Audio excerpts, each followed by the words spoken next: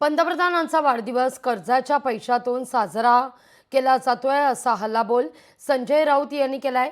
राऊतांचा वाढदिवस भांडूपच्या गल्लीत तरी होतो का असा पलटवार यावर भाजपचे प्रवक्ते नवनाथ बन यांनी केलाय।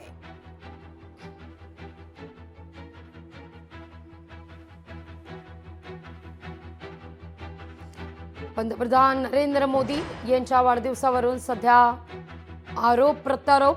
पंतप्रधानांचा वाढदिवस कर्जाच्या पैशातून साजरा होतोय असा आरोप खासदार संजय राऊत यांनी केलाय, तर त्यावर नवनाथ बन भाजपचे प्रवक्ते यांनी जोरदार पलटवार केलाय। राऊतांचा वाढदिवस गल्लीत तरी साजरा होतो का असा सवाल ते उपस्थित करताय।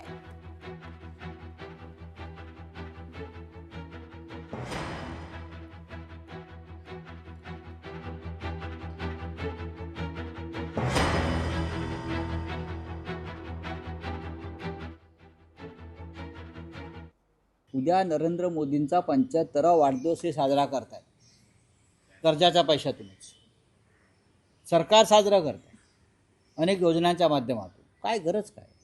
नरेंद्र मोदी हे तर खूप साधेग्रस्त आहेत।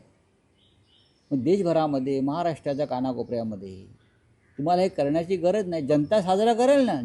जनतेला हवा असेल तर नरेंद्र मोदींचा हाच वाढदिवस सरकारने काय साजरा करावा सरकारी पैशानं? मोदींनी थांबवलं पाहिजे ही जनतेचा। महाराष्ट्र कर्जबाजारी असताना हे करू नये। कर्जबाजारी असताना मोदींच्या वाढदिवसाचा केक कापणं हा आर्थिक अपराध आहे, आर्थिक गुन्हा आहे। पंतप्रधान नरेंद्र मोदी यांनी आपल्या देशाचं सक्षमपणे नेतृत्व केलंय, सर्व क्षेत्रामध्ये देशाला पुढे घेऊन जाण्याचं काम केलंय।